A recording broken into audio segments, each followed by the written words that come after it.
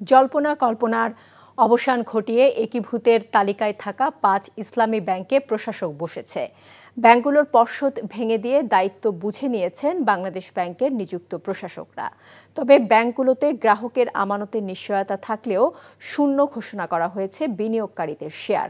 এদিকে শেয়ার শূন্য ঘোষণার প্রতিবাদে অর্থ উপদেষ্টা, কেন্দ্রীয় ব্যাংকের গভর্নর ও বিএসইসির চেয়ারম্যানকে 48 ঘণ্টার মধ্যে পদত্যাগের আলটিমেটাম দিয়েছে বিনিয়োগকারী ঐক্য পরিষদ। সেলিম মালিকের রিপোর্ট।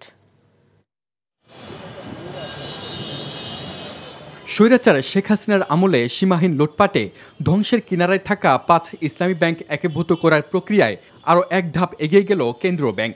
পর্ষদ ভেঙে দিয়ে বৃহস্পতিবার থেকেই ব্যাংকগুলোর দায়িত্ব বুঝে নিয়েছে বাংলাদেশ ব্যাংকের নিযুক্ত প্রশাসকেরা।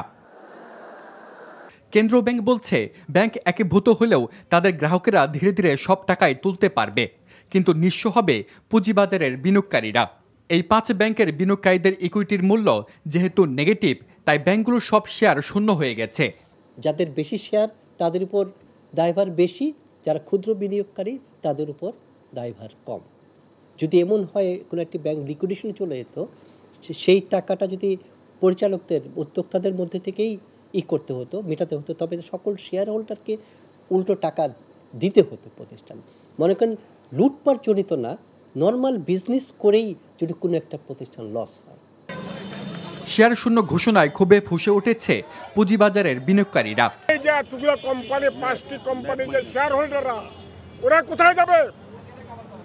বিনিয়োগকারীর স্বার্থ সংরক্ষণ না করে তার পুঁজির নিশ্চয়তা না দিয়ে আপনি কেন এই ধরনের সিদ্ধান্ত নিলেন? তারা বলছে, শেয়ার শূন্য ঘোষণা থেকে সরে না আসলে 48 ঘন্টার মধ্যে অর্থ উপদেষ্টা, গভর্নর ও বিএসইসির চেয়ারম্যানকে পদত্যাগ করতে হবে। এই 2 দিনের মধ্যে বর্তমান গভর্নমেন্টের অর্থ উপদেষ্টা জনাব সালেউদ্দিন এবং বাংলাদেশ ব্যাংকের গভর্নর এবং সিকিউরিটি এক্সচেঞ্জ কমিশনের চেয়ারম্যান, এই 3 জনকেই অবিলম্বে তাদের পদ থেকে অপসারণ করার জন্য আমরা প্রধান উপদেষ্টাকে আহ্বান জানাচ্ছি। দাবি না মানলে আগামী মঙ্গলবার কেন্দ্রীয় ব্যাংক ঘেরাও করার হুঁশিয়ারি দিয়েছে বিনিয়োগকারী ঐক্য পরিষদের নেতারা। এই মার্জার সংশ্লিষ্ট ব্যাংকগুলির সমস্ত আমানতকারী এবং শেয়ার হোল্ডারদের নিয়ে আমরা বাংলাদেশ ব্যাংক আমরা ঘেরাওয়ের কর্মসূচি ঘোষণা করছি। সেলিম মালিক, এনটিভি নিউজ, ঢাকা।